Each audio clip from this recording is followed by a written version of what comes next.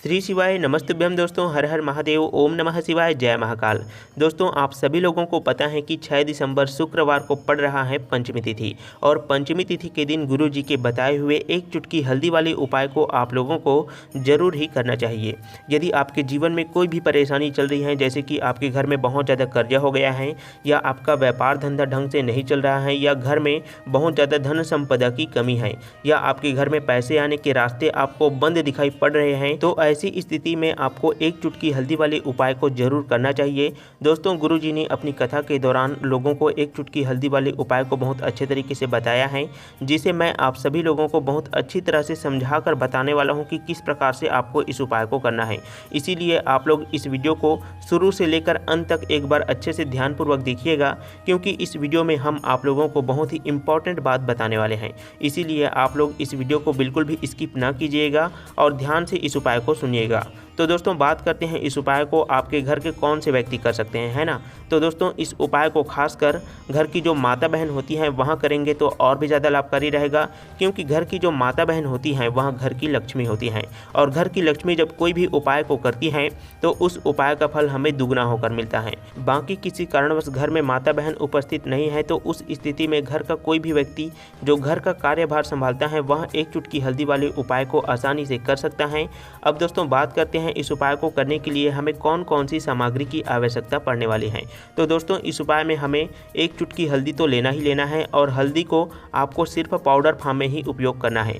मात्र एक चुटकी हल्दी और 1 लोटा जल, इन दोनों सामग्री से ही आपको इस उपाय को करना है। अब दोस्तों बात करते हैं इस उपाय को आपको 6 दिसंबर पंचमी तिथि के दिन किस समय में करना है। तो दोस्तों इस उपाय को आप लोग अपने काम में जब जाते हैं सुबह के समय, है ना, तो आप लोग अपने काम में जाने से पहले इस एक चुटकी हल्दी वाले उपाय को आपको करके चले जाना है। सबसे पहले आप लोग स्नान कीजिए, उसके बाद आपको एक चुटकी हल्दी किसी कागज़ के टुकड़े में रख लेना है और 1 लोटा जल लेना है। और दोस्तों इस उपाय को आप लोगों को भगवान भोलेनाथ जी के मंदिर में नहीं करना है। इस उपाय को करने के लिए आपको अपने आसपास के आंवले के वृक्ष के पास में चले जाना है, क्योंकि गुरुजी ने कहा है कि आंवले के वृक्ष के नीचे में भगवान नारायण जी का वास होता है। भगवान नारायण जी आंवले के वृक्ष के नीचे में विश्राम करते हैं, यानी कि आंवले के वृक्ष के जड़ में भगवान नारायण जी का वास होता है। तो दोस्तों आपको अपने आसपास के आंवले के वृक्ष के पास में चले जाना है, या आपके घर में ही आंवले का वृक्ष है तो आपको अपने घर पर ही इस उपाय को कर लेना है ना। यदि आपके घर में आंवले का पेड़ नहीं है तो आपको अपने आसपास में जहां पर भी आंवले का पेड़ है तो आपको वहां पर चले जाना है। अब दोस्तों हम आपको बता देते हैं कि इस उपाय को आपको किस प्रकार से करना है। तो जैसे ही आप आंवले के पेड़ के पास में पहुंच जाते हैं तो सबसे पहले आपको आंवले के वृक्ष को हरिहर महादेव जी के नाम से प्रणाम कर लेना है, और आपको आंवले के पेड़ के नीचे में बैठ जाना है। सबसे पहले आपको एक चुटकी हल्दी को आंवले के पेड़ के नीचे में उसके जड़ के समीप में रख देना है ना। मात्र एक चुटकी हल्दी आपको आंवले के जड़ में रख देना है, और आपके पास में जो 1 लोटा जल है वह जल आपको अपने घर से ही लाना है। जिस जल का उपयोग आप लोग पीने के लिए करते हैं उस जल को ही आपको अपने घर से ला लेना है। और जैसे ही आप एक चुटकी हल्दी को आंवले के पेड़ के नीचे में रख देते हैं तो आपको भगवान हरिहर महादेव जी के नाम से पूर्व की ओर मुख करके आंवले के पेड़ के जड़ में आपको जल को धीरे धीरे करके समर्पित कर देना है। तो आप जैसे कि व्यापार धंधे करते हैं या आपके घर में पैसे की तंगी चल रही है तो उसका आप लोगों को मन ही मन स्मरण कर लेना है।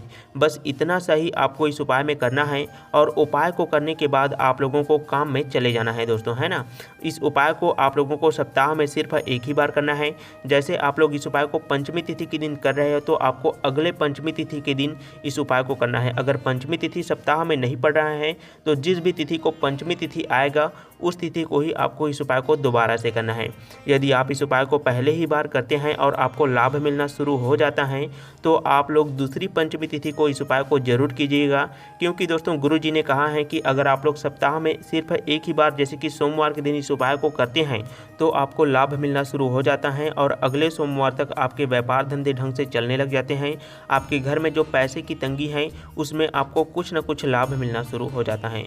दोस्तों इस उपाय का वर्णन आपको शिव महापुराण और स्कंद महापुराण में भी बताया गया है, इसीलिए आप लोग इस उपाय को जरूर कीजिएगा। यदि आपके जीवन में धन संपदा वैभव से संबंधित कोई भी समस्या चल रहा है तो आप लोग इस उपाय को जरूर कीजिए। बाकी दोस्तों इस उपाय से संबंधित आपके मन में कोई भी प्रश्न है तो आप लोग कमेंट बॉक्स में जरूर से पूछिएगा, लेकिन उपाय को करते समय आपको गलती बिल्कुल भी नहीं करना है। बहुत ही सरल सा और आसान सा उपाय है जो आपके धन वैभव से संबंधित समस्या को दूर कर देता है। दोस्तों इस उपाय से भगवान भोलेनाथ और भगवान नारायण दोनों ही प्रसन्न होते हैं, इसीलिए आपका जो धन वैभव से संबंधित रुकावटें हैं वह बहुत ही जल्दी से दूर हो जाती हैं। तो दोस्तों इस वीडियो में हमने आपको एक चुटकी हल्दी वाले उपाय को बहुत ही अच्छी तरह से समझाने का पूरा प्रयास किया है। यदि आपको कुछ भी चीज़ समझ में नहीं आता है तो कृपया वीडियो को दोबारा से देखें, या उपाय से संबंधित कोई भी प्रश्न है तो आप लोग उसे कमेंट बॉक्स में भी पूछ सकते हैं। बाकी आपके मन में कोई भी प्रश्न नहीं है तो आप लोग कमेंट बॉक्स में माता लक्ष्मी जी का या भगवान भोलेनाथ जी का कोई सा भी प्यारा नाम जरूर लिखें। भगवान भोलेनाथ या माता लक्ष्मी जी का जयकारा आप लोग जरूर लगाइएगा। तो दोस्तों आप सभी को श्री शिवाय नमस्तुभ्यम, हर हर महादेव।